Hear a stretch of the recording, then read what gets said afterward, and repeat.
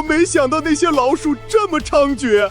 小张，大伯求你了，你把那些树都种回去吧。不好意思，大伯，我是守法公民，不能违规用地。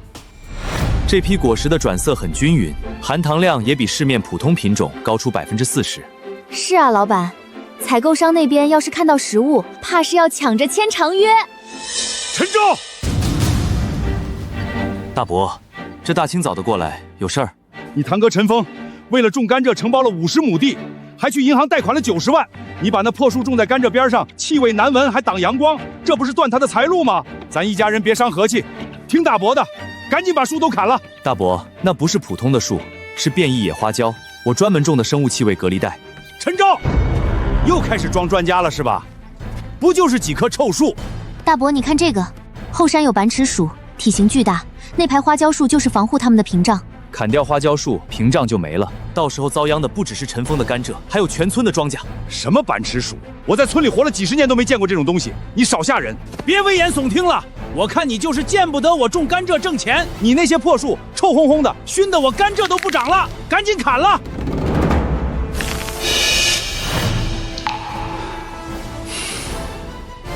峰哥，那排树不能砍。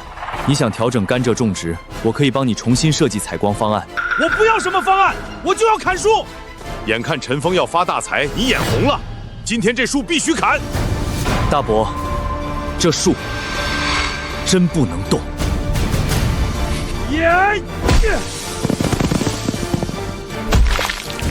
老子就要动，你能怎么着？陈昭，咱们走着瞧。乡亲们，你们评评理，我那侄子陈昭赚了点钱，就六亲不认了，为了几棵破树，非要断他堂哥的活路啊！我那50亩甘蔗，马上就能卖100多万，他就是嫉妒我，故意搞树遮光，挡我的甘蔗。不能吧？陈昭看着不像这种人啊。怎么不是？咱村每年都做鼠害消除，他非说后山有什么大型板齿鼠，这不是咒咱们全村遭灾吗？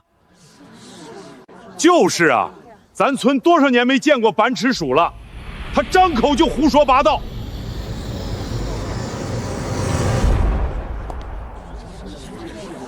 小昭，你来了，大伙儿都在这儿，今天这事儿你得给个说法。后山有没有板齿鼠，大家看监控就知道。哎呦，看监控还真有一大片红点啊！大家别信，红彤彤的，谁知道是什么东西？说不定就是野猫野狗。小昭啊，我在村里住50年都没见过板齿鼠，你别吓大家。是啊，小昭，几棵树而已，何必闹得这么僵？我不是吓你们，防线撤了，陈峰的甘蔗保不住，你们地里的庄稼也保不住。你少在这儿胡说八道！我看你就是见不得我赚钱，全村人今天都在这儿做见证。陈昭，我就问你一句，你今天到底砍不砍那排破树？不砍。行，你不砍是吧？那别怪我不念旧情，跟你翻脸。乡亲们呐，你们都看看，这小子现在翅膀硬了，根本不把咱们全村人放在眼里。不过大家别怕，他在交界处种的那排树，我特意去查过了，那地方压了基本农田红线。国家可是有明文规定的，基本农田绝对不能种树。既然他不砍，咱们就联合起来去镇上举报他违规霸占农业用地。对，去镇上举报他违规用地。你们看看他这嚣张的态度，根本没把咱们当回事。乡亲们，我们今天必须去镇子上联名举报他。建安啊，大家都是一个村的，低头不见抬头见，你们非要搞联名举报，会不会把事情闹得太大了？大什么大？他陈昭读过书，懂法，难道咱们老百姓就不懂法了？我们这不是闹事儿，我们这是替全村人讨个公道。就是，村长，你是不知道，陈昭刚刚那态度狂得很，完全不把我们放在眼里。我签。对，我也签，不能让他这么欺负人。爸，这次可是镇上执法队出面，我看他到时候还怎么嘴硬。他再有钱，也大不过国家的政策。这次必须让他把树拔个干净。陈老板，测量结果出来了，经过核实，你这排树的边缘有50公分压在了基本农田的红线内。听见没有？陈昭，你违法了！红线就是底线政策，1寸也不能违背，违规了就必须整改。这是限期拆除整改通知书，按照规定，3日内你需要铲除这排越线的树木。哎呦，这下看他还怎么狂！公家都下文件了。就是，早听劝不就完了，非得闹到这一步，真是丢人现眼。陈昭，我看你今天还怎么嚣张？小昭啊，大伯早就跟你说了，一家人别伤和气，你偏不听。现在公家人都来了，你这脸往哪儿搁呀？丢脸不？王执法，借支笔。既然测量结果证明压了红线，违规就该砍掉。我完全配合执法。你这就签了？你这么痛快就认怂了？哼，早这么听话不就完了？非得闹到公家人来，不见棺材不掉泪。树，我可以马上叫人来砍，但我有一个条件。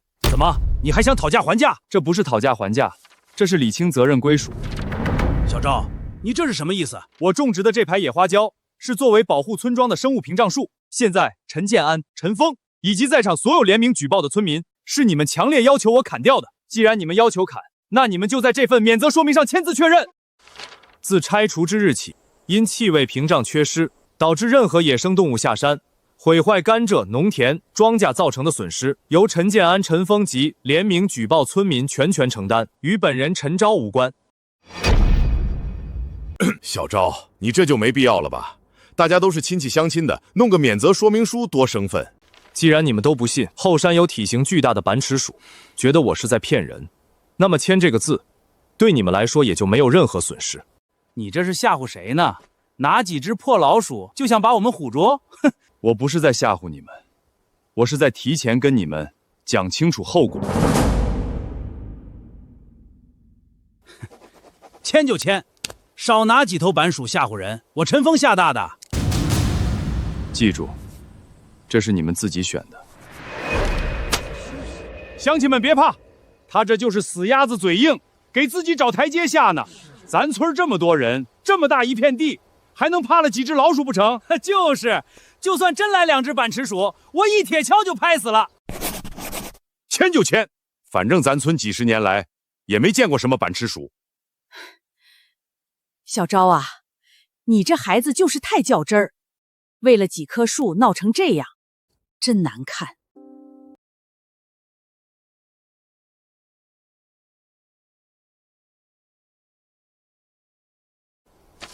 看清楚没？这上面可是全村人的名义。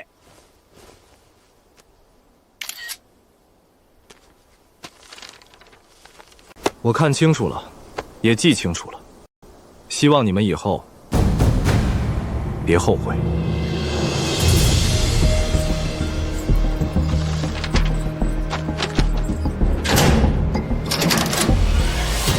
老板，真要今晚就把那排屏障树给砍了吗？防线一撤，那群东西可就压不住了。既然他们这么等不及想发财，那就成全他们，通知挖掘机动手。哈哈哈哈！再也没有这排碍事的树挡我的阳光了。明天一早，我那50亩地的甘蔗就等着变现了。哈哈哈哈！跟他陈昭讲什么科学，讲什么道理？公家文件一到，他们还不是得连夜配合完成清理工作？老板，气味屏障的数值正在快速下降，屏障彻底没了。老鼠要下山了。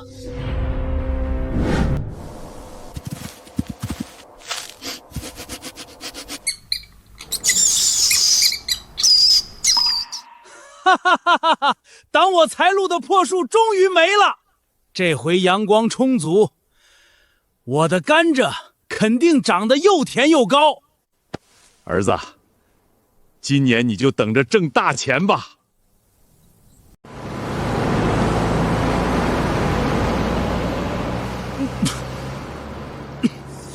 这大白天的，陈昭这小子又在搞什么名堂？走，看看去。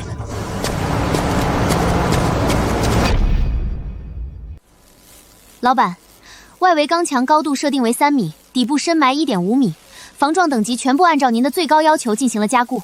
3天内必须完工，核心实验区绝不能有任何薄弱漏洞。大家快来看啊！陈昭是不是被我们逼得精神失常了？花大几十万建个铁笼子，把自己关起来当王八呢？花几十万买废铁埋在地上，这大学生的脑子就是毒坏了，算账还不如咱们农民精明。我看啊，就是有钱烧的。哎，陈昭，你把家里围成铁桶，这铁笼子到底是用来防谁的？防贼啊？防畜生。没了屏障树，你们好自为之，保护好你的甘蔗，还有你们地里的庄稼。你少在这儿装神弄鬼！我告诉你，陈昭，等我的甘蔗卖了钱，我天天带人在你这铁笼子门口吃香的喝辣的，馋死你，气死你！村长，现在是金秋10月，正是村里庄稼收获的季节，但山里马上入冬，食物减少，板指鼠对气味极其敏感，他们一定会循着地里庄稼和甘蔗的甜味儿下山的。小昭，你这话说的准不准？这事儿要是用大喇叭广播出去，村里怕是要乱套了啊！现在乱，大家最多是慌一阵子，总比出事后家破人亡坐着哭强。行，看在你也是为了村里好的份上，我信你一次。今晚开始，务必让大家锁好门窗，地里的庄稼果实，凡是能抢收的，这2天必须立刻抢收，绝不能拖。各家各户注意了啊！后山近期可能有板齿鼠下山，晚上都把门窗锁死。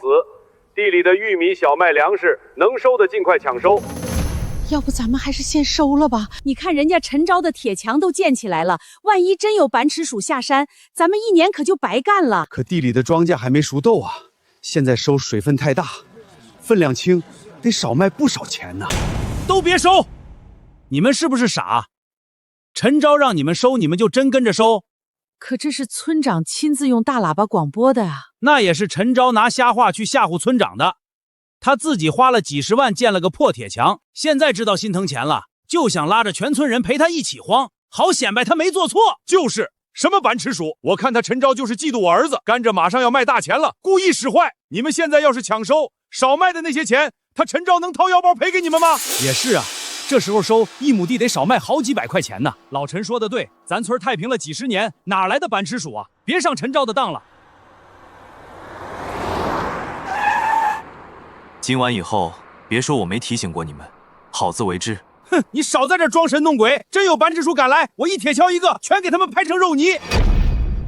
50亩地，甘蔗能卖150万，还掉银行的90万贷款，嘿嘿，我还净赚60万。陈超，你就等着眼红死吧！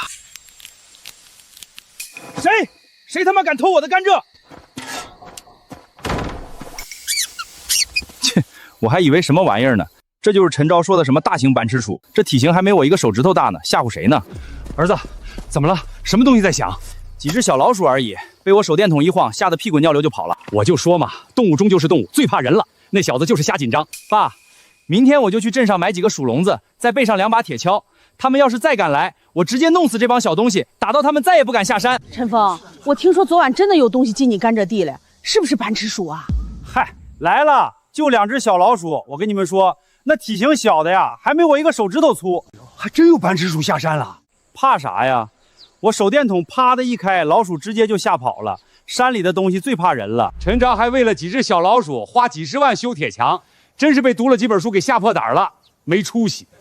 要是这么小的老鼠，那确实没啥好怕的，买点老鼠药除除鼠就好了嘛。大家伙放心，你们谁家地里要是进了老鼠，直接喊我们爷俩，我跟我儿子一人1把铁锹，一拍一个准儿。你以为昨晚那是来吃甘蔗的吗？不是来吃甘蔗，难不成是来参观的？又来危言耸听吓唬人？板齿鼠是高智商群居动物，昨晚那几只是侦察兵，他们回去后势必会把这里有大量食物且没有任何防御设施的信息全部带回鼠群。行了，你那套理论留着吓你自己去吧。你那甘蔗地就外围拉了一圈破铁丝网，板齿鼠大军一旦来了，根本撑不住。你少在这嫉妒我发财，来一个我杀一个，来群我杀一群。好言难劝，该死鬼。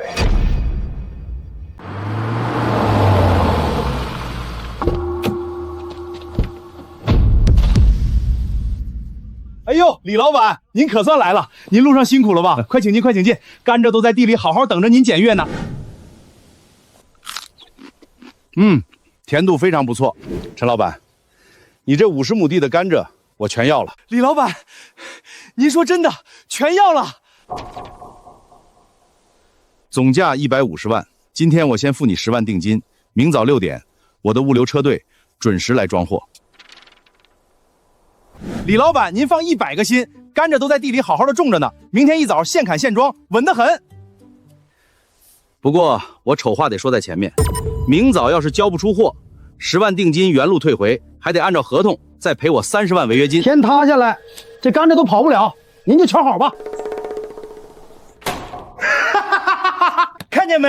白纸黑字，我的甘蔗卖了150万，老子马上就是百万富翁了。合同里有违约条款，交不出货要赔30万。关你屁事儿！你就待在你这铁王八壳子里，睁大眼睛等着看我发财吧！今晚最好别睡太死。哼，你就是嫉妒的发狂。明天物流车队一到，甘蔗一装，钱就进我口袋了。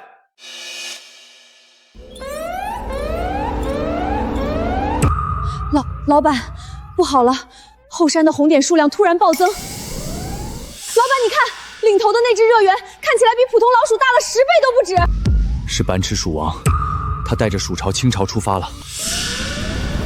老板，他们越过红线，朝着村子和甘蔗地的方向冲过来了。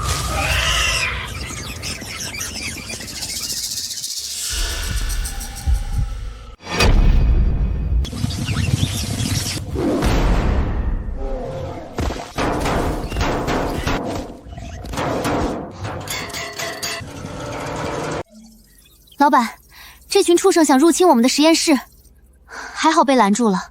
这高强度钢墙，他们根本进不来。进不来，他们就会去找其他地方作为突破口。其他地方，那不就是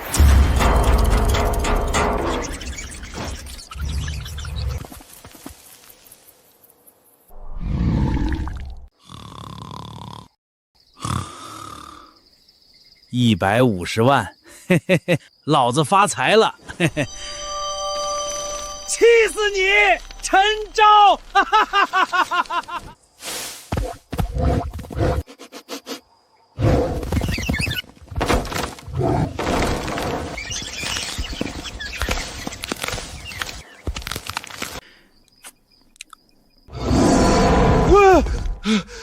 哎呀，我去！臭老鼠，吓死老子了！谁呀？大半夜的跑来偷老子甘蔗！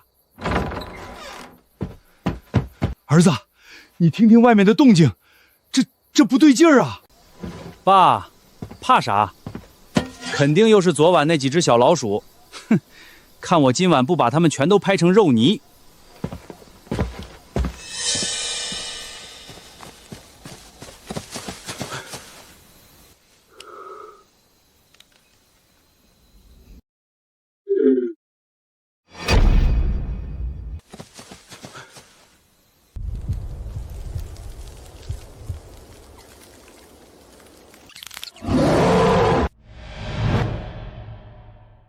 爸，怎么会有这么大的老鼠？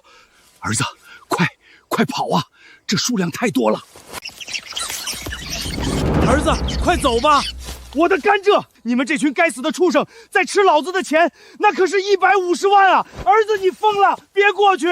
这不是昨晚的小老鼠，这是鼠王会吃人的。爸，他们吃的是我们的命。风儿不能去啊！老子跟你们这群畜生拼了！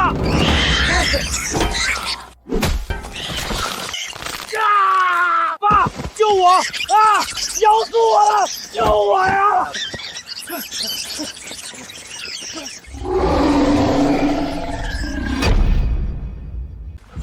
儿子，你等等我，别跑那么快，别把我这把老骨头留下呀！爸，快跳进来！老鼠不会游泳，快啊！哎呦我！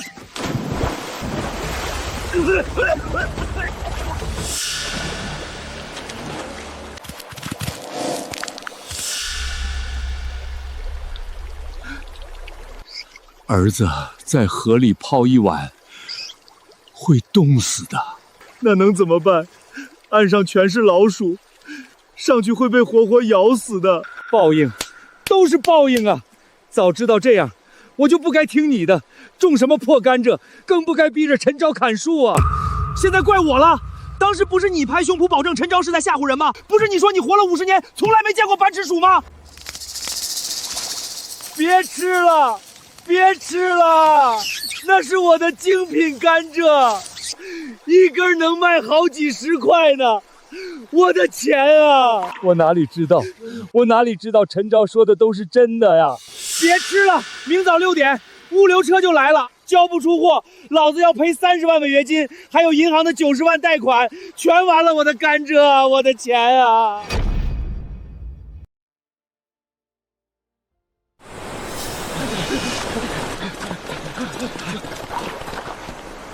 建安、陈峰，你们还活着没有？村长，救我！我快冷死了，我的腿已经冻僵没知觉了，快拉我们上岸啊！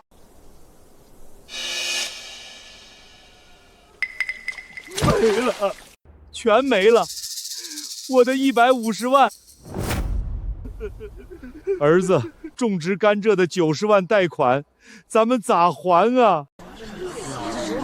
活该！要不是你们父子俩非说陈昭在吓唬人，老子昨晚就把地里的红薯全收了，现在全给老鼠啃秃了。就是，都怪你们，我家玉米也被啃干净了，你们赔庄稼。这谁能想到，真有那么多老鼠啊！完了，6点了，李老板6点要来拉甘蔗，这可怎么办？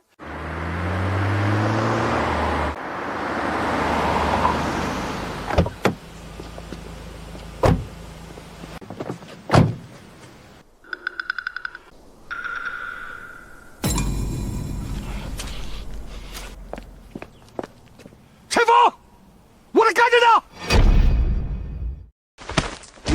李总，您听我解释，遭天灾了啊！昨晚后山突然冲下来无数只大老鼠，把我的甘蔗全吃光了，一根都没剩下呀！我管你老鼠不老鼠的，我是个生意人，我只认白纸黑字的合同。甘蔗呢？您宽限我几天，就几天，我去别村收，一定把甘蔗补上，求求您了。宽限？我公司的甘蔗广告早就打出去了。这5辆重型物流货车跑一趟的油费、人工费就是1万多，你交不出来甘蔗，我的客户流失，车队空跑，谁来补我的损失？李老板，您行行好，大发慈悲吧，我们也不是故意的，老鼠下山谁防得住啊？防我不住是你们的事儿，我再说一遍，我只认合同。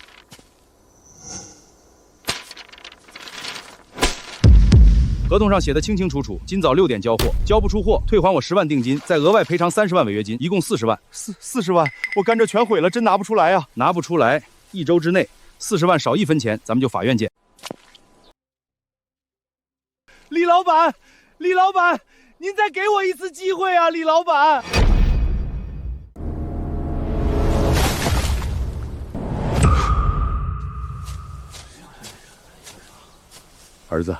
儿子，你先起来，地上凉。起来？我怎么起得来？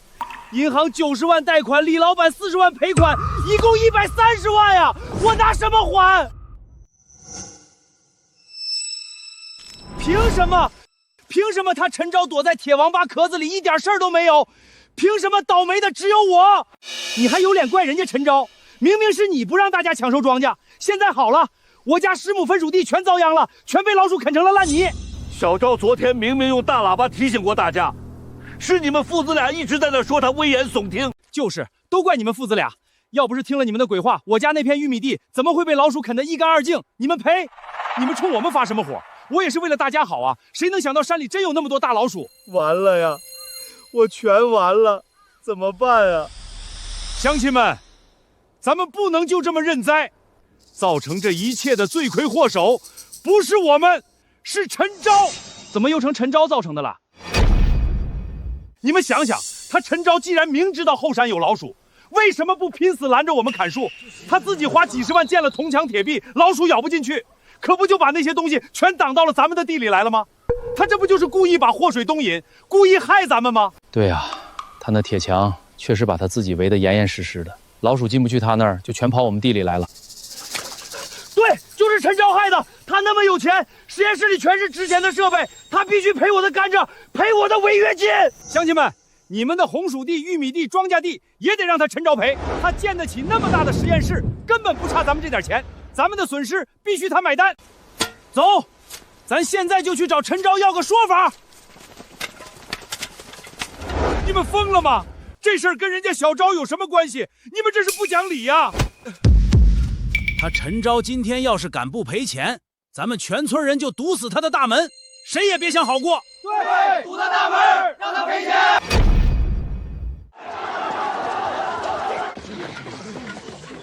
老板，他们都朝着咱们实验室来了，来者不善啊！终于来了，这笔账是该好好算算了。陈昭，你个缩头乌龟，给我滚出来！你有钱给自己建铁墙，没钱赔大家的庄稼吗？陈昭，你躲在里面算什么本事？我的甘蔗田全毁了，还要赔李老板违约金，一共130万，这钱是你害我欠的，你今天必须给我出了！陈昭，你出来！我家红薯地没了，全家人都要饿肚子，你得赔钱。还有我家的玉米地，你把老鼠引到我们地里，你不能不管我们死活。你明知道有老鼠，就自己建铜墙铁壁，躲起来看我们笑话。你这种丧尽天良的做法，今天总得给大家一个交代。老板，他们人太多了，而且都带着情绪，咱们还是直接报警吧。万一他们冲进来，不用报警，让他们闹，让他们把该说的废话都说完。乡亲们，大家加把劲儿！今天他不拿钱出来赔给咱们，咱们就堵死在这儿不走了，吃喝拉撒都在他门口。对，他陈昭是咱们全村最有钱的，他不出钱谁出钱？咱们绝不能放过他。对，必须赔，不能让他一个人躲在铁壳子里享清福。咱们在外头受穷，赔钱，必须赔钱，陈昭赔钱。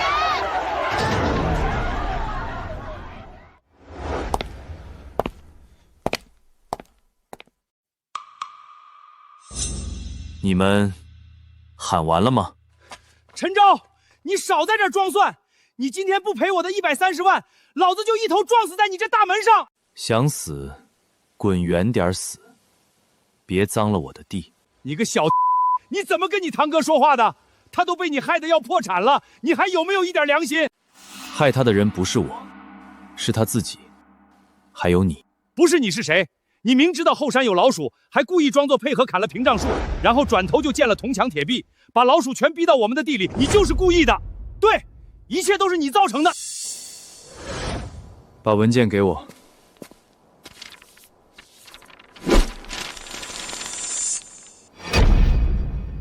把地上的东西捡起来，睁大你们的狗眼看清楚，自己大声念给大家听听。免责说明书，这些东西怎么还在？你们全村人亲笔签字画押按手印的东西，怎么会不在？那是你当初用白痴鼠吓唬我们，逼着我们签的，根本不作数。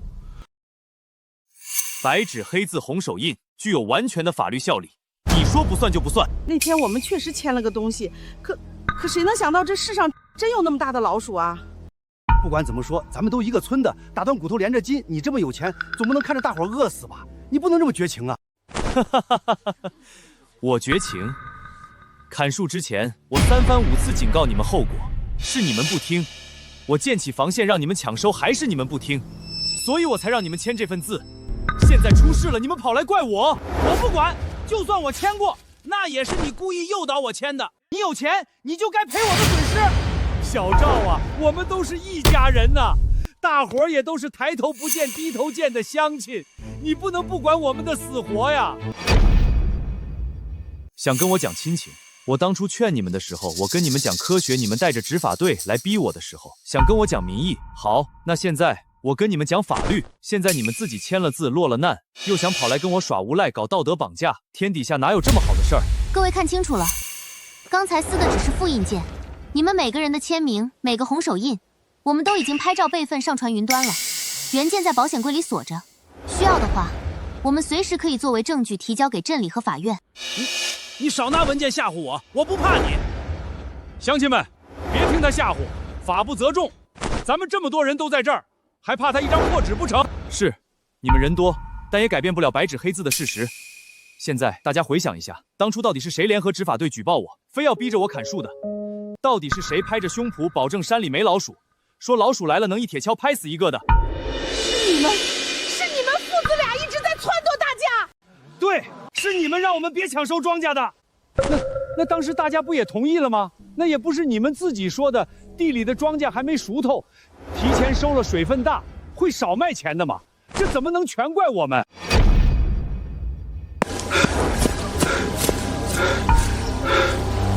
好了，都别吵了，还嫌不够丢人吗？吵吵嚷嚷的，你们有谁真把这上面的字看全了？我来给你们念，你们自己竖起耳朵听听。当初你们都签了什么东西？因陈建安、陈峰及联名村民强烈要求，今日拆除边界气味屏障树。自拆除之日起，因气味屏障缺失，导致任何野生动物下山破坏甘蔗农田庄稼造成的损失，由陈建安、陈峰及联名举报村民全权承担，与本人陈昭无关。现在听清楚了吗？我提醒过你们，山后有巨型板齿鼠，你们是怎么说的？你们说我危言耸听，我让你们赶紧抢收庄稼农作物，你们又怎么说？你们说我是在吓唬人，挡了你们发财的路。现在屏障没了，板齿鼠下山造成了损失，你们转过头来找我赔偿，你们的脸皮怎么比我这实验室的防撞钢板还要厚？那时候谁知道真会出事儿啊？你既然知道后果那么严重，你为什么不拼死拦着我们？我没拦，我没给你们看后山的红外监控，我没做全村预警，我连夜建起防线就是为了证明事情的严重性。可是你们呢？是谁拿着镇上的红头文件，带着执法队，非要举报逼着我砍树的？是我拿刀架在你们脖子上让你们砍的吗？陈峰，你还有脸说？你当时在那儿签免责书的时候，亲口说签就签，你还大言不惭地说有什么板齿鼠下山，你一铁锹就拍死一个。现在你的甘蔗没了，你让小昭赔钱，你的脸呢？村长，话不能这么说啊！我们父子俩当初带头，那不也是为了大家好吗？我们也是怕小昭占了基本农田，连累全村呐。放屁！你是为了你儿子的那10亩甘蔗田，你是怕树挡了甘蔗的阳光，别在这儿拿全村人的利益当你们父子贪婪的幌子。要不是你到处煽风点火，拦着不让我们抢收，我家的10亩摊属地，至于昨晚都没啃完吗？还有我家的玉米，眼看着下周就能卖钱了，全没了，我们全家1年白干了。要不是你们父子去镇上举报，逼着陈卓砍树，老鼠能下山吗？现在倒好，拉着我们全村人跟你们一起遭殃。你自己的甘蔗地没了，拉着我们一切垫背，现在还想拉着我们全村给你当垫背的去讹钱，你真当我们是傻子啊？你们别动手，你们别听陈暖挑拨离间啊！我们也是受害者啊！受害者？你是这场祸事的始作俑者。乡亲们，大家都是一个村的，打断骨头连着筋，别把事儿做绝呀！这怎么能全是我们家的错呢？那么大的老鼠，那是天灾。对，是天灾。放你娘的狗屁！小赵的屏障树本来种得好好的，那道防线就是被你们父子俩亲手逼着断的，这叫人祸。我不管什么天灾人祸，我家红薯地的损失，你们今天必须赔。对，还有我家玉米地，今天不赔钱，你们父子俩谁也别想走。我拿什么赔？我的甘蔗全没了，李老板还要我赔40万，我还欠了银行90万的贷款，我自己还欠了一屁股债呢，我连命都快没了。就是啊，我们家什么都没了，砸锅卖铁也赔不起呀！你们这是要逼死我们爷俩啊！既然赔不起现金，那就先拿你们家里值钱的东西抵债，总共几十户人家的损失，总不能就这么算了，没人管。村长，你不能这么干，那是我们家的私人财产，你凭什么动？你们逼大家签举报信的时候，怎么没想过那是大家一整年赖以生存的收成？既然签了字画了押，欠债还钱，天经地义。乡亲们，走去陈家，家里有电器搬电器，有农机开农机，全拿去抵你们庄稼的钱。走，去陈家搬东西抵债。不行，你们不能这样，造孽呀！陈昭，你这个冷血的家伙，我们好歹都姓陈，打断骨头连着筋，我们是一家人啊！你明明有铁墙，你明明能救大家的，你却眼睁睁看着我们父子被逼上绝路，你这么狠心绝情，你迟早要遭天打雷劈的！大伯，收起你那套虚伪的亲情。想发财的时候说我挡了你们的路，现在遭殃了，又想起来我们是一家人了。路是你们自己选的，字是你们亲手签的，这一切都是你们咎由自取。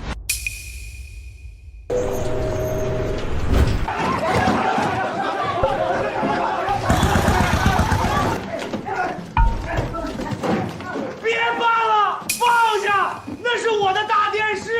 哎，那个沙发不能搬啊！别动，别搬啊！别拿那个柜子，那里面是我存着养老的本钱啊！你们这是要我的老命啊！呸！养老，你把全村人坑得底裤都不剩了。我家的10亩红薯地，难道也被你拿去养老了？就是，还有我家那片快熟的玉米地，没把你家房子拆了抵债，就算是便宜你了。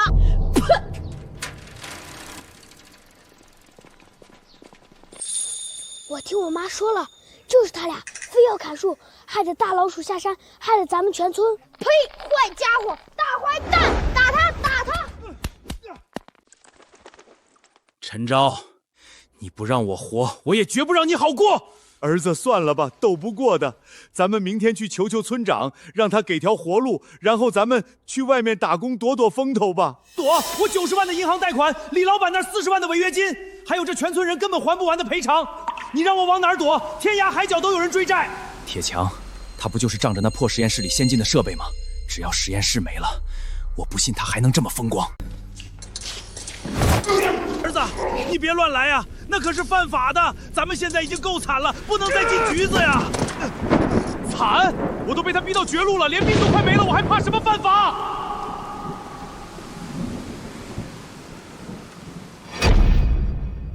凭什么？凭什么你一点损失都没有？凭什么全村人都要逼死我，却把你当好人？陈昭，你把实验室围成了铜墙铁壁，等我找到破绽，我要你死无葬身之地！老板，我怎么感觉外围的草丛有动静？把外围的夜间红外监控等级调到最高，顺便启动外墙的感应探照灯。是。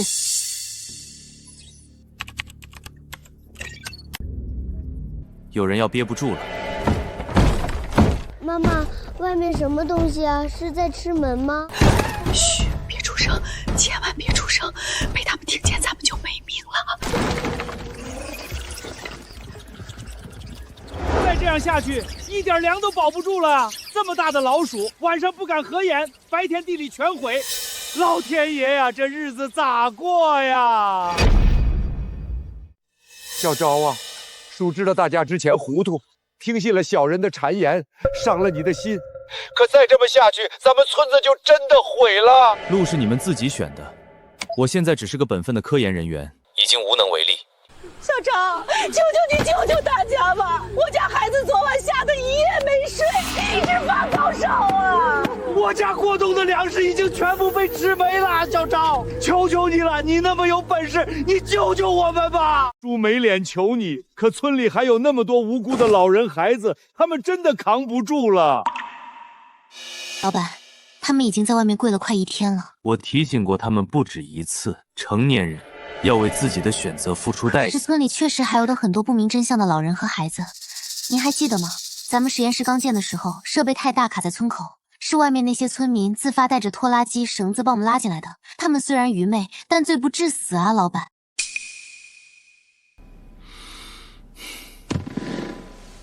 开门。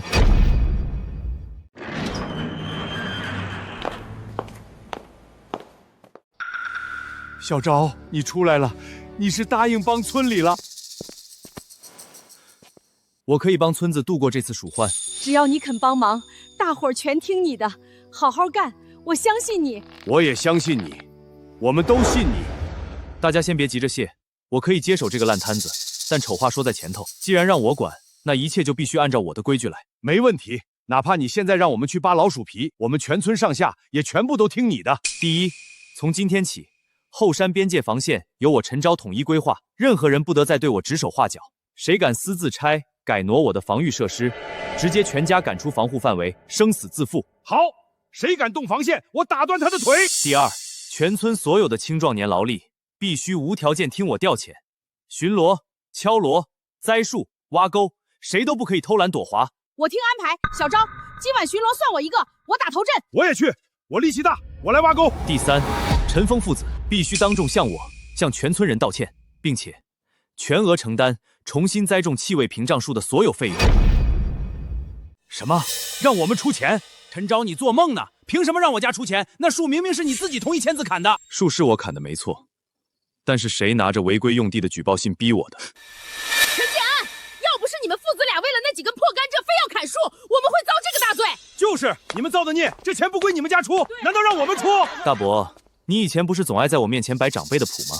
今天当着全村老少的面，你得给大伙儿一个说法。让我出钱，我家都被搬空了，我哪来的钱啊？你堂哥的甘蔗都没了，我们还欠了130万的债呀！我家10亩红薯地就是你死活拦着不让抢收才没的。我家玉米地也是因为你，你们今天不出这个钱，谁也别想活着离开这儿。你们别欺负人啊！我甘蔗地也没了，我也是受害者啊！呸！没了那是你们自找的，我们全都是被你们父子害的。陈峰，你们父子今天要是不答应出这笔钱，我现在就把你们家的宅基地和那几亩破地全给卖了抵债。你们这是要逼死我们父子啊！不是逼死你们，是你们自己惹出来的滔天大祸，就得自己承担。大伯错了，大伯真的错了啊！钱，这买树苗的钱，我们出。错哪儿了？大声说出来！我不该拦着大家抢收庄稼，我错了。重新栽屏障树的钱，我出啊！这还差不多，早干嘛去了？贱骨头！既然规矩立下了，从现在开始，所有人听我安排。现在天已经黑了，大家立刻回家，必须准备好铁盆、铜锣、火把和强光手电筒，把村里所有的防御力量集中到一起。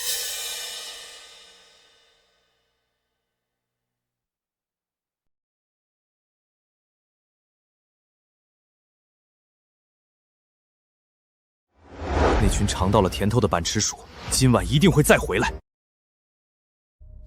东南西北4个点同时行动，听我口令，半小时轮换一次，绝对不能留任何死角。明白，不追，只敲锣打鼓。只是光弄出点动静，这法子能行吗？那群老鼠可是连铁皮都敢啃呐！板齿鼠是群居动物，生性多疑，听觉极其敏锐，最怕尖锐的噪音，且畏惧强光。今晚我们的目的不是杀绝它们，而是先用声光阵型把它们吓回深山。等明天早上屏障树苗一到，立刻把隔离带种出来。乡亲们，小陈的话都听清楚了吧？为了咱们的命，立刻行动！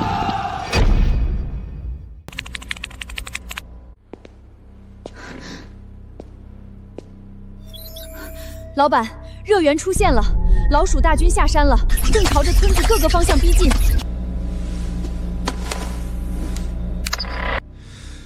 所有小队注意，拉开阵型，准备，3、2、1，敲！快，给我往死里敲！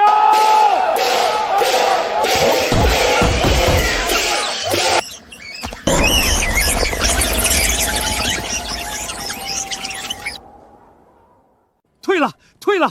小昭说的对，真退了。别停，不要掉以轻心，继续敲，用最密集的阵仗，把老鼠吓到今晚彻底不敢再踏出后山一步。听见没有？继续敲，别停！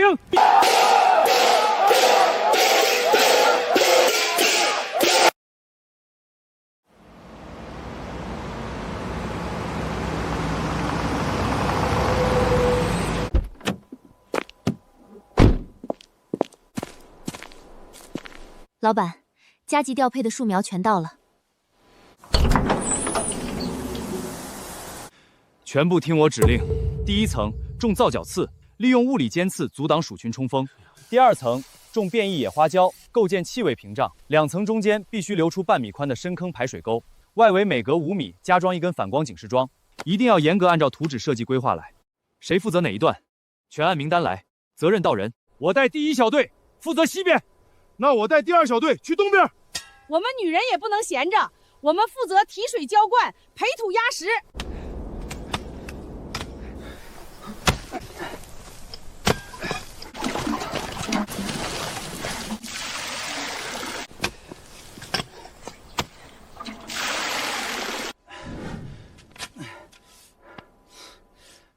妈的，凭什么让我干这种下贱的苦力活？我的手是用来数钱的。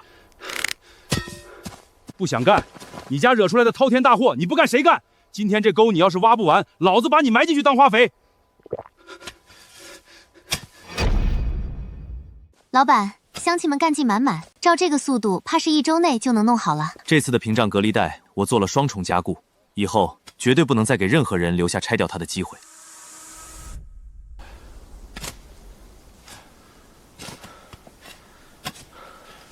对了，老板，这是账单，加急树苗购买、物流运输、大型设备租赁费用等，一共35万。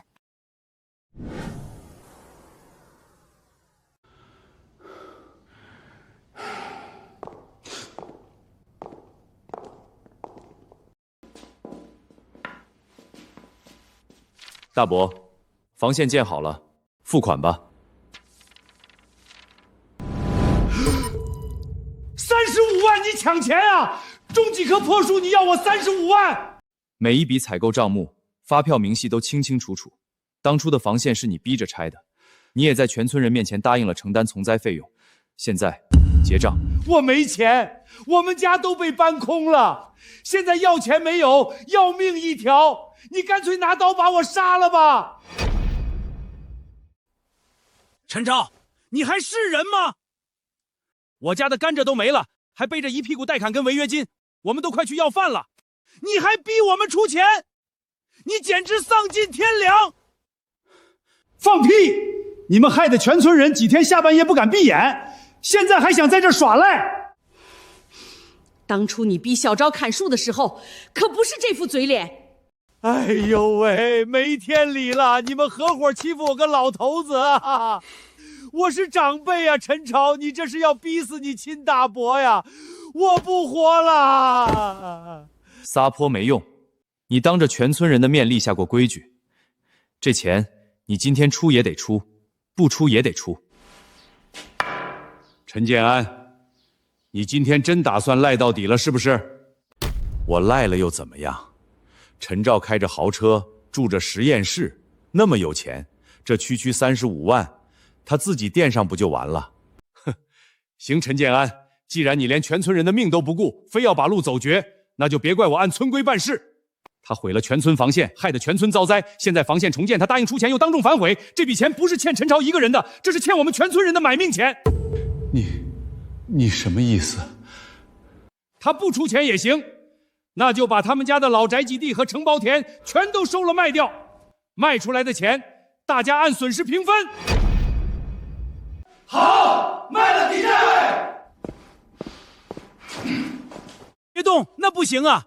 我们家就剩这套破房子了，你们这是要我们露宿街头啊！当初你把全村的安危当儿戏，逼着我砍树的时候，就应该想到会有倾家荡产的这一天。爸，别闹了！你真想被赶出村子去当流浪汉吗？再闹，他们真要把咱家底抄光了。村长找到了，承包地证明、宅基地证明，还有他藏在砖缝里的养老保险卡。陈建安，我给你3天时间，3天内你把这35万的窟窿补上，这事儿到此为止。你若是继续赖账，我就带着全村人联名向镇上申请收回你们的承包地和宅基地。往后全村上下谁也护不了你们。这些文件我先替全村收着，你什么时候清账，我什么时候还给你。村长，小赵，你们这是要活生生逼死我啊！你们爷俩逼着小赵砍树的时候，怎么没想过会逼死全村人？少废话，还想耍赖？信不信今晚就把你们扔到后山喂老鼠？我把我的棺材本都拿出来付了，我付，你们满意了吗？哼，这还差不多，不见棺材不掉泪。等这35万屏障树费用结清，这事儿就算翻篇。后续的防线维护费按全村统一规则，每家每户平摊，不交者逐出防线。爸，凭什么？凭什么咱们现在家徒四壁，什么都没了？他陈昭却躲在里面，一点损失都没有，还成了全村的大恩人。儿子，走吧，别再跟他斗了。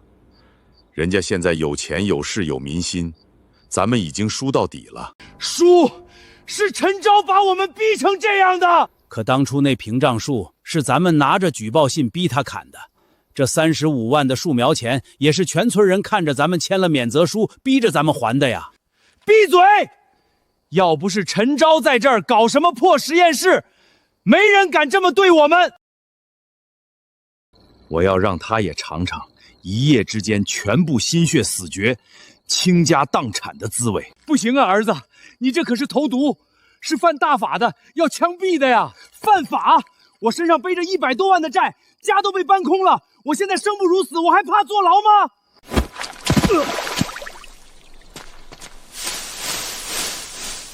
儿子，回来呀，儿子！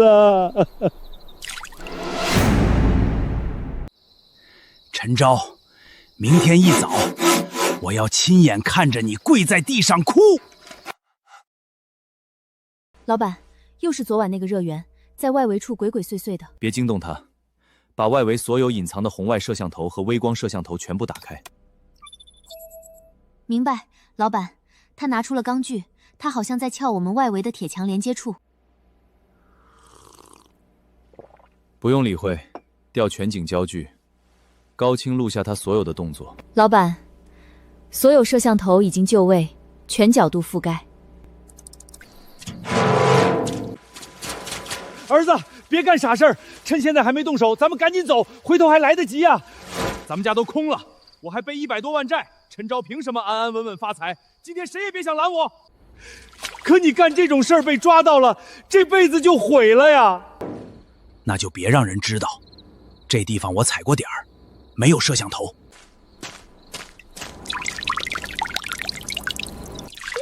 陈昭，你不是厉害吗？明天我看你实验室里的那些宝贝植物还怎么活。成了。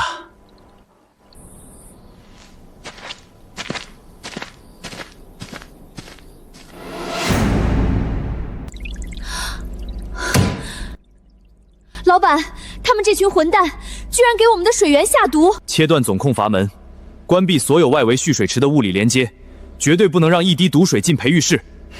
指令已下达，物理隔断阀门已全部锁死。让他到，到完了天亮收网。老板，我们什么时候报警？不急，让他把全套做完，证据链越完整越好。天亮之前，他跑不了。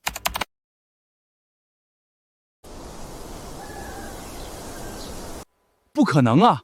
都1晚上了，里面的植物早该死绝了，怎么一点动静都没有？儿子，咱们快走吧，我这右眼皮跳得厉害，心里发慌啊！走什么？现在没事，肯定是药效还没完全发作，我要亲眼看着他一无所有。站住！就是这俩，抓起来！大家放开了！你们干什么啊，同志？放开我们！我们什么都没干，我们就早起散步路过这里，凭什么抓我们？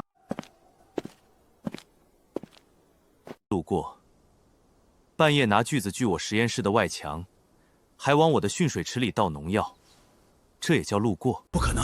我勘察过了，附近根本没有监控的。你少在这胡说八道！你有证据吗？我告诉你，别想空口白牙的诬陷我！同志们啊，陈昭这小子就是仗势欺人，他记恨我们，想要趁机报复我们。我是他亲大伯啊，他连亲大伯都诬陷啊！证据，我当然有。去，通知村长和所有的村民，今天我就让大家开开眼，是，看看什么叫真正的白眼狼。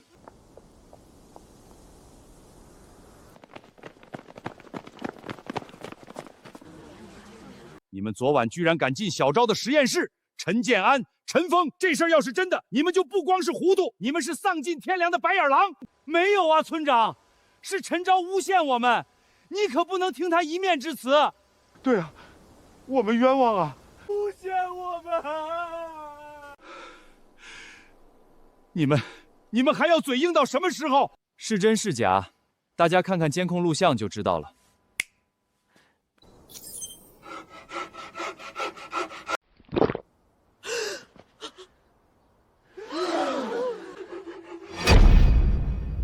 原始监控的视频时间、红外热成像记录以及水质毒物检测报告均已在云端备份，执法队也已经在现场调取了所有相关的物证。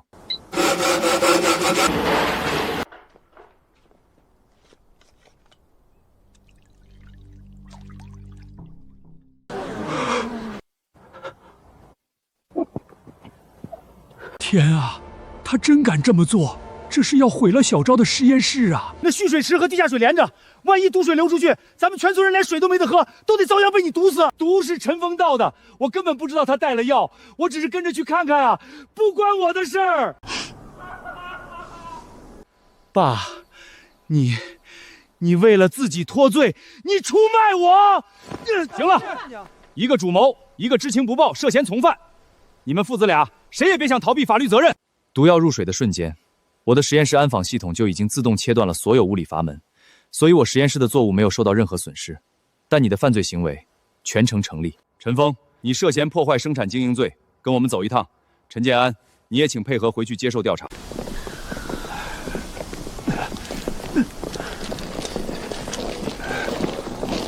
陈昭，你早就知道我会来，对不对？你故意把监控藏起来，故意等我跳进这个坑里，你太毒了！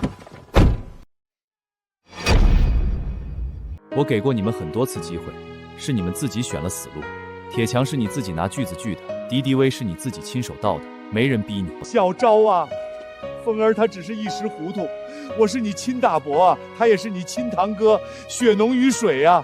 而且你的实验室不是没事吗？你就看在一家人的份上，去跟警察求求情，放他一马吧。如果不是我们及时发现，切断了灌溉，我整个实验室投入了上千万的科研心血，就全被你们毁了。大伯给你磕头了，大伯求你了，咱们是一家人啊！从你们拿着举报信逼我砍掉全村屏障树那天起，你们就没把我当过一家人。从陈峰往水里倒敌敌畏那一刻起，咱们之间最后一点亲情就已经死绝了。呸！这种人要是留在村里，哪天看谁不顺眼，毒的就不是农作物，是我们喝的井水了。对，必须严惩不贷，不能再对他们心软。带走。陈昭，我不会放过你的，你等着。小昭，大伯真的知道错了，你跟同志们说说，我真啥也没干啊。执法队会查清楚一切，法律不是我说了算的。你就真这么狠心吗？我狠，最多只是不再帮你们，而你们狠，是想毁掉我的全部心血。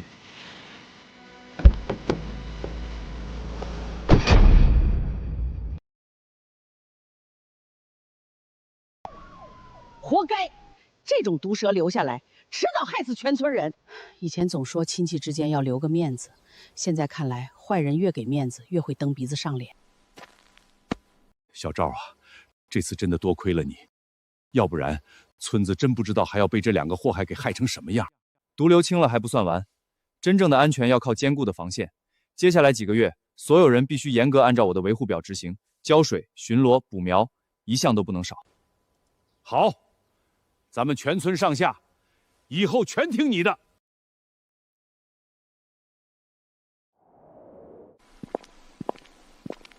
老板，最近3个月，老鼠群的活动轨迹全部停留在防线外2公里处，再也没有试图入村的迹象。还是科学管用啊！谁能想到，这几排带刺的气味能挡住那么大的祸事？叔，光靠这几排树是不够的，是气味、密度、地形，加上全村人不间断的巡逻，以及外围的预警系统一起发挥的作用，缺一不可。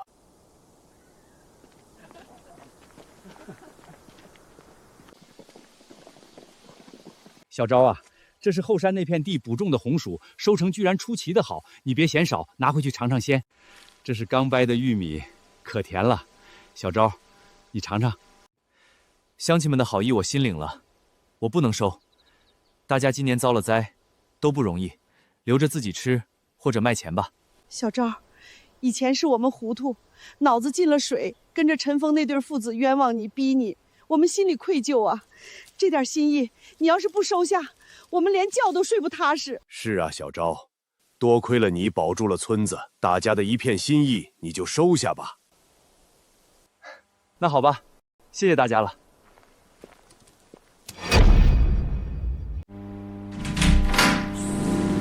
老板，好消息！几家高端餐厅和咱们的科研合作方全都追加了订单，咱们这一批特种培育作物现在是供不应求了。通知培育室，先保证品质，利润可以慢慢赚，但我们科研和产品的底线绝不能丢。明白。对了，老板，执法队那边刚刚来了消息，判决下来了。陈峰因为认罪态度较好，且是初犯，加上我们的系统阻断及时，并未造成实质性的经济伤害，最终判了破坏生产经营罪，判1缓1。我那大伯呢？陈建安只是知情不报，并未参与投毒，加上他全部甩锅给了陈峰，免于起诉，只是进行了拘留教育。今天父子俩都要放出来了。加强实验室周围的安保和防范等级。老板，您是觉得他们父子俩吃了这么大亏，放出来后还会想使坏？防人之心不可无。蛇被打7寸没死，只会变得更毒。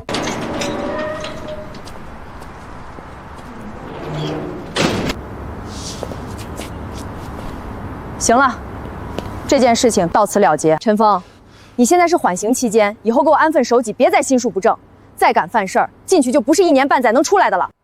好的，好的，您放心，我再也不会犯糊涂了，绝对洗心革面。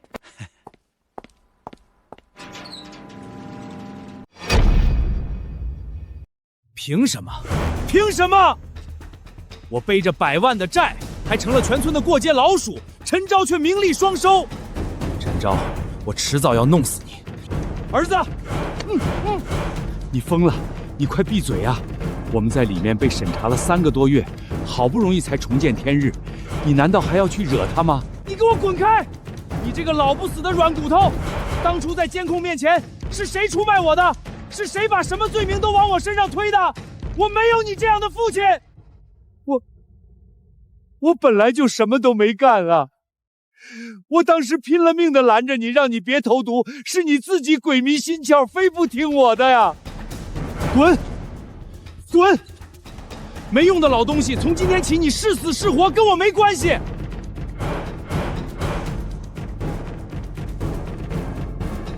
陈昭，你给我等着，老子这就去。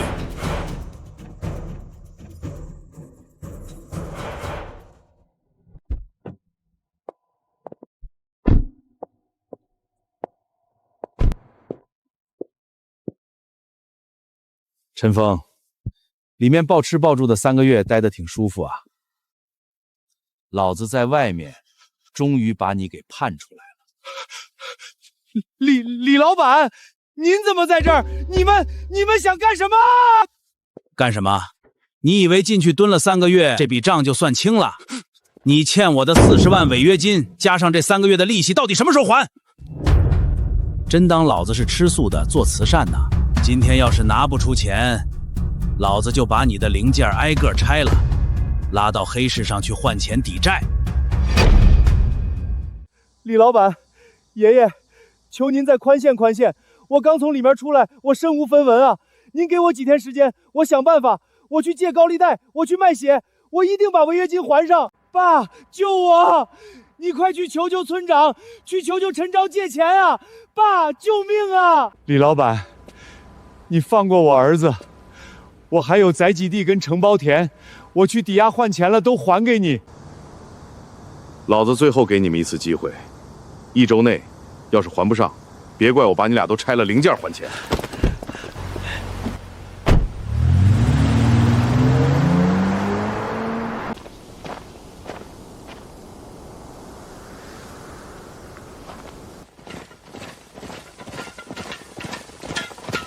呸！你们这对差点害死全村的白眼狼，还有脸回来？房子早被查封抵债了，欠钱不还的老赖，赶紧滚！咱们清风村不欢迎你们！不欢迎你们这对白眼狼父子！不欢迎你们这对白眼狼父子！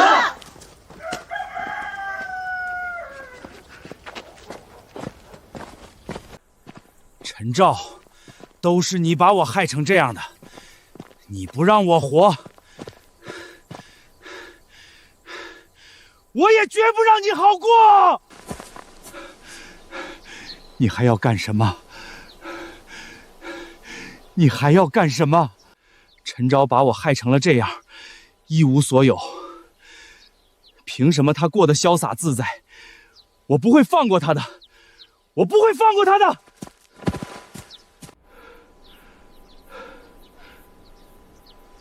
作孽呀！都是报应。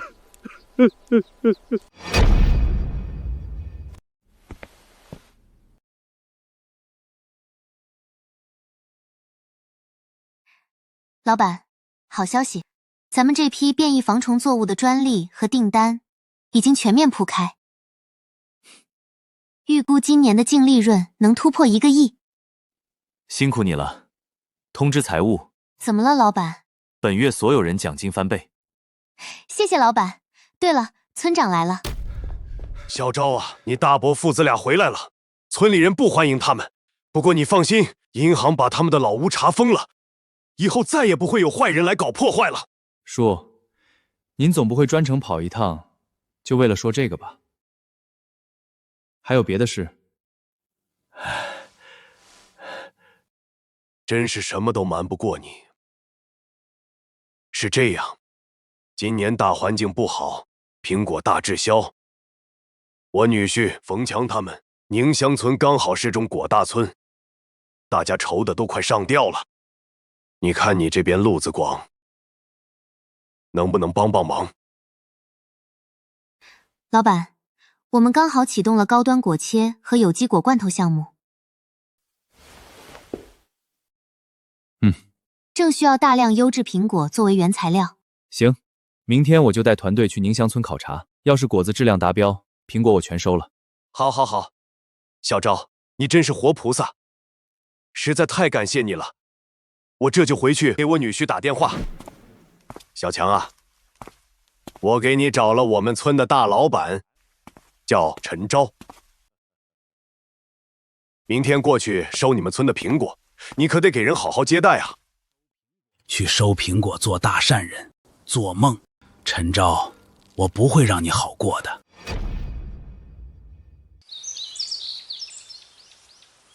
冯强啊，你给句准话，你说的是真的不？真有大老板愿意来收咱们这些烂大街的苹果？哎呀，二狗哥，你们从大清早问到现在，我都回了100遍了。我岳父亲自给我打电话交代的，这还能有假？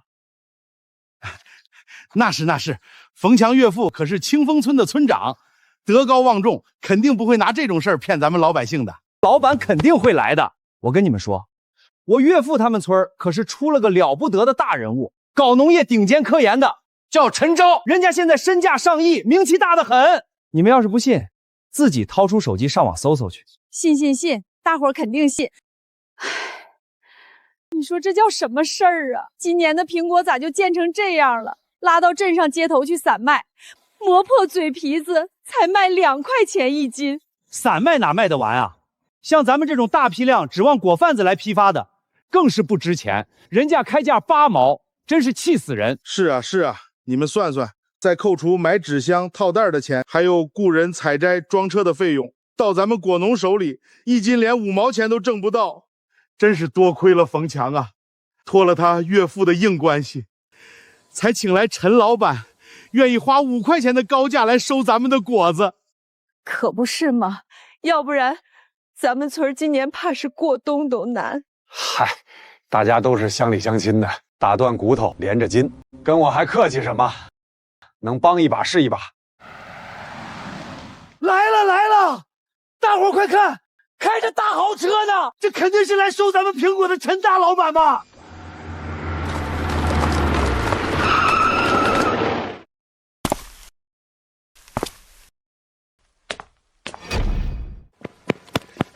陈老板一路辛苦，我是冯强，清风村好村长的女婿。乡亲们，这位就是来收购咱苹果的大老板陈昭。峰哥，客气了。陈老板，咱进去里面聊。陈老板，您今天亲自过来，说是要收咱们村的苹果，这事儿到底是不是真的呀？当然是真的。我过来的路上，顺道看了几片果园，乡亲们种的苹果个头饱满，质量都不错。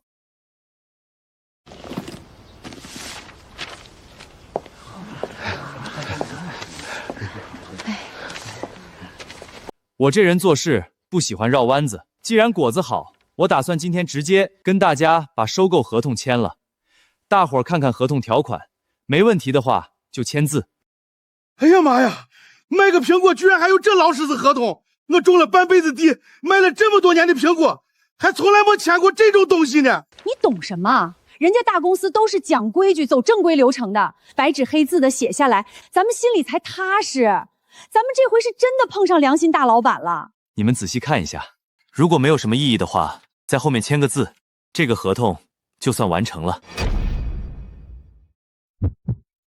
5块钱，每斤收购价5块钱，我的老天爷，这价格可不低啊！我早就跟你们说了，人家陈老板是干大事业的，绝对不会骗咱们老百姓。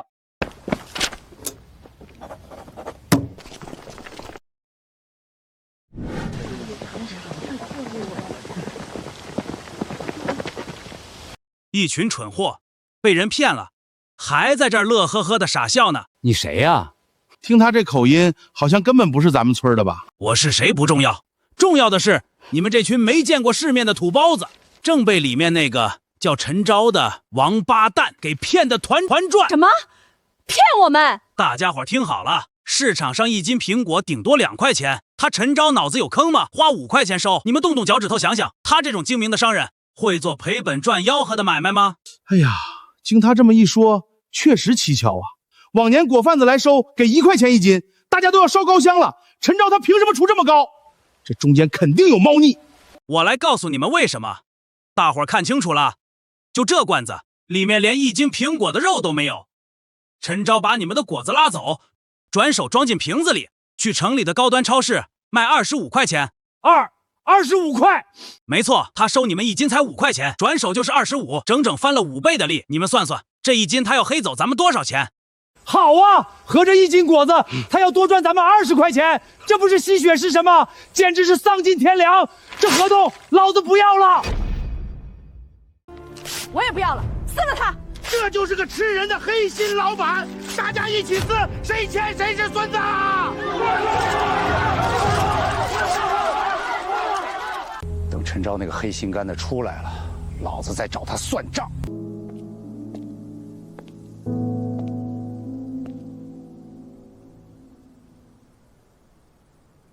这是怎么回事？大伙儿，这合同怎么都给撕了？冯强，你还好意思问？你是不是早就联合这个黑心的东西，把他带到咱们村来坑大家伙的血汗钱？我坑什么了？你们在说什么？少装算了。大家冷静一点，刚才还好好的，到底发生什么了？有什么误会？坐下来好好商量。我呸！再商量下去，咱们连裤衩都要被你们骗光了。就是，1斤才给5块钱，你这是吸咱们全村人的血！5块钱是我定的保底收购价，合同也是你们亲眼看过的。刚才你们不是都答应了吗？怎么现在莫名其妙全撕了？多亏撕得及时，要不然还不知道要被你们骗走多少。到底是谁在背后乱传消息？说清楚！装，你接着装，自己干了什么亏心事儿，心里没数吗？陈峰，又是你！哼，是我怎么了啊？陈昭，你做的那些黑心事，大伙儿现在都知道了。想在村空手套白狼，你1分钱都别想坑走。你不用在这里阴阳怪气的挑拨离间，有什么话放在明面上说。好，那就当众拆穿你。你收乡亲们的苹果，每斤5块钱，是不是？是，这可是按目前市场最高保理价给的。有什么问题？别跟我扯那套冠冕堂皇的。你把苹果收回去，加工成罐头，转手就能卖25块。是，那又怎么样？听听，他竟然承认的这么理直气壮，真不害臊！真是黑心肠！原本以为是活菩萨，没想到是伸进咱们兜里掏钱的吸血鬼。1斤他就净赚咱们20块，100斤就是2000块。咱们村里多少苹果，这得坑走咱们多少血汗钱啊！你们都疯了吧？陈老板愿意出5块钱，这已经是高出市场几倍的价格了。今年行情烂透了，外面果贩子来收才8毛1斤，还得咱们自己倒贴人工工装袋装车，除去那些成本，你们到手1斤能有5毛钱吗？抛开那些不谈，他赚取乡亲们5倍的差价，这是不是事实？你靠着这些果子赚了盆满钵满，难道不应该把这卖出的利润全分给乡亲们吗？没错，这位小哥说的太对了，身价过亿的大老板还要压榨咱们小老百姓的血汗钱，简直丧尽天良。亏我们还那么信任你，呸！黑心肝的玩意儿！你们讲不讲道理？我们生产罐头需要工厂运营人工成本、包装费、冷链物流，这些难道不是真金白银砸出来的吗？哟，你不会是想说你卖25块还亏钱吧？不就是装个破罐子能花几个钱？想骗谁呢？行，既然大家都觉得我坑了你们，那这苹果我只要冯强一家的。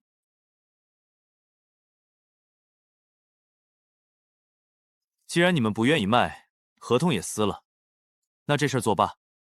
哟，说好了来收苹果，现在被戳穿了黑心面目，说不收就不收了。你们把咱们村当什么了？不是你们觉得5块钱1斤不满意吗？那你们就去找那些只给8毛钱的果贩子卖个够。不行，你们不能走，今天这苹果你们必须收。对，不仅得收，还得按照25块1斤给。而且陈钊，你必须给大伙跪下道歉，赔偿咱们的名誉损失。你们脑子统统进水了吧？冯强，还没算你的账呢。我说你咋过得有滋有顿的？原来是联合你那岳父，专门在自己村头吸大家的血。你也是个黑心肝！活该，陈钊，你也有被村民围攻到身败名裂的一天。你们确定要我按25块钱1斤收你们的果子？这是你欠我们的，否则一个苹果也别想卖。宁乡村路口那边的苹果装车进度如何了？老板，基本都已经装车完毕，一共4000斤，正等着发车。行，现在通知工人把车上所有苹果全部卸下，一个不留。你真的要把我们的苹果全卸掉？是你们自己说不卖的，现在合同作废，你们爱卖给谁卖给谁，或者烂在树上当肥料，都跟我没关系。不行，你不准走！要是谁再敢阻拦我离开，别怪我直接报执法队，让你们去里面解释为什么要非法拦截商运车。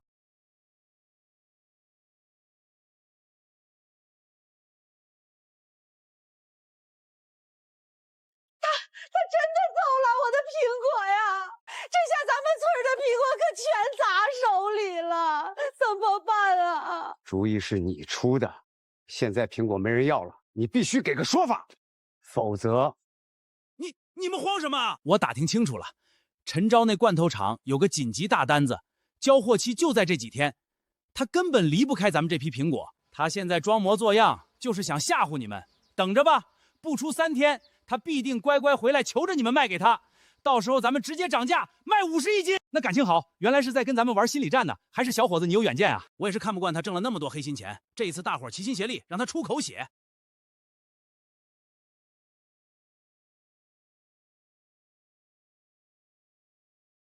老板，真的不管那些苹果了？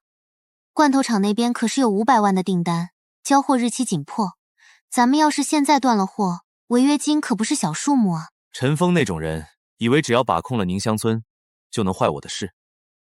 今年行情这么差，有多少果农正愁着果子卖不出去？市场从来不缺优质的苹果，缺的是给他们公道价格的人。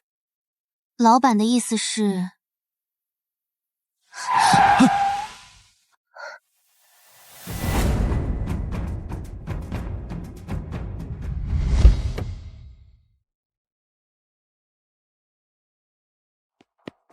请问您是陈大老板吗？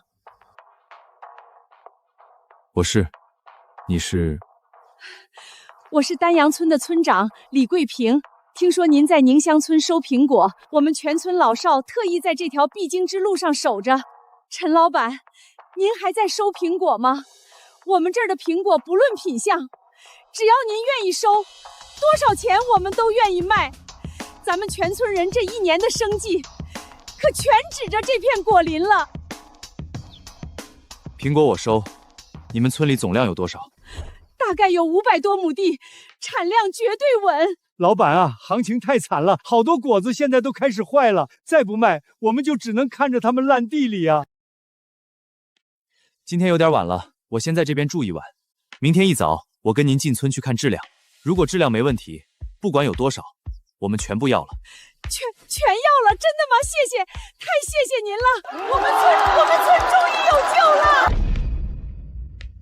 我这边的这个电话上4点钟。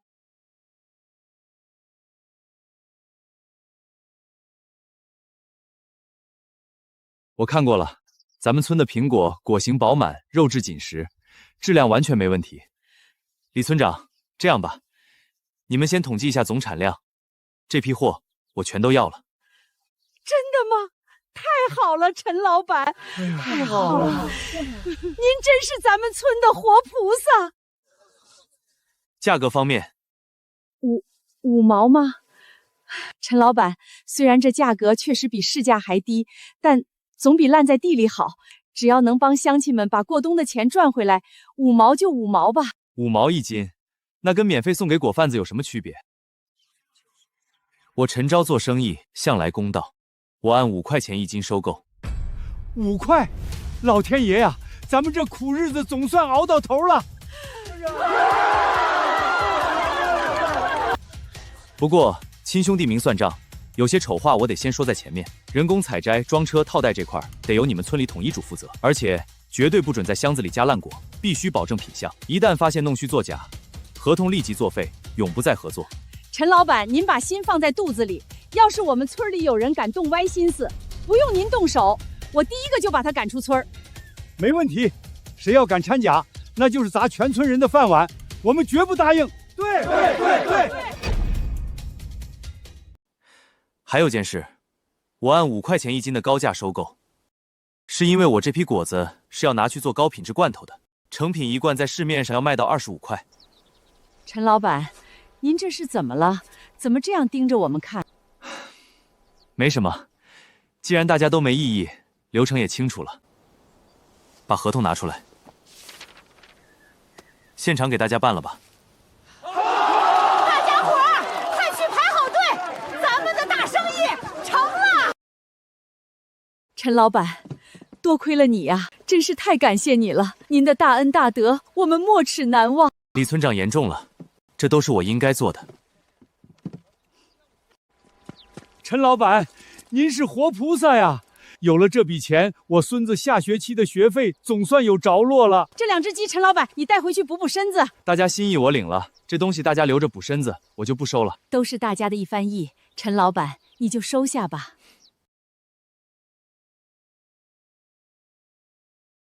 那就谢谢大家了。同样是村落，这里有着丹阳村人的知恩图报，却也有宁村人那令人作呕的贪婪。你们说陈昭今天会不会后悔了？求着来收咱的苹果。他敢不收，我跟他没完。不好了，不好了！那个陈昭跑到丹阳村去收苹果了，一车接着一车装得满满当当。什么？明明是先来咱们村的，怎么跑去伺候那帮穷鬼了？这还有天理吗？这钱本该是咱们的。乡亲们，走，找他要说法去。走！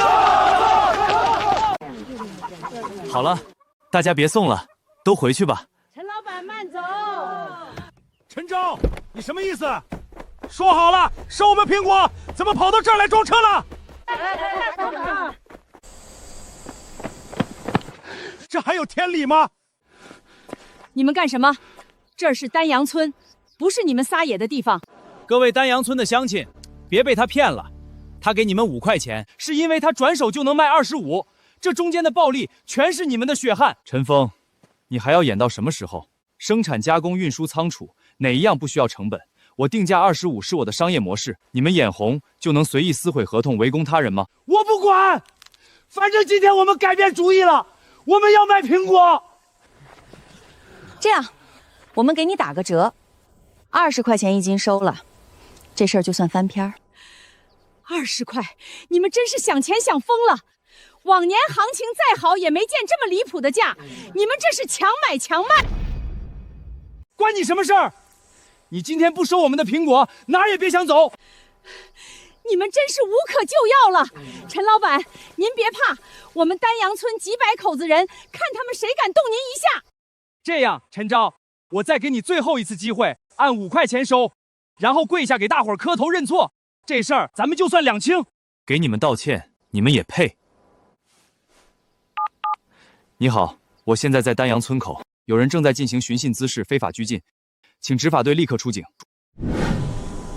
事情就是这样，我们丹阳村的所有村民都可以作证。李村长，今天这事儿是我们村不对，回去了我会好好教育的。要不我就先把他们都带回去。你们宁乡村的人，下次要是再敢堵人堵车，统统进来关半个月。我一定回去好好约束他们，还不赶紧回村？你留下。我什么都没干，让我留下干啥呀？陈峰是吧？你的资料我们这边已经全部调过了，在缓刑考验期内不思悔改，煽动他人寻衅滋事，撤销缓刑，数罪并罚。我没有，我是为了帮乡亲们讨公道，你们不能抓我。陈昭，你这个魔鬼，你毁了我！送你进去的不是我，是你自己的贪婪。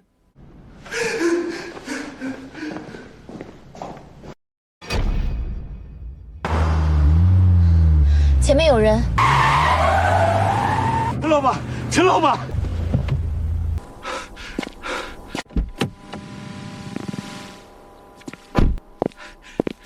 那个，咱们村里的闹剧我刚听说了，陈老板实在对不住，我替大伙儿跟您道个歉。咱们宁乡村的苹果，您看能不能给个机会？不必了，林村长，我的苹果已经收购了。陈老板，我们当时真是鬼迷心窍，被陈峰那混蛋给蒙蔽了。苹果我们不要5块了，2块钱，不1块钱行不行？是啊，陈老板，求求您把咱们村的苹果收了吧。陈老板，我家里还有孩子等着上学，这1年全指着苹果呢，我们真的知错了。林村长，村里闹出这么大的动静，甚至还出现了非法拦截、坐地起价的闹剧，我不信您真的到现在才知道村民们的这种行径，难道没有您的默许吗？甚至这不是他们第一次坐地起价了吧？成年人要为自己的选择买单。陈老板，您再考虑一下。开车。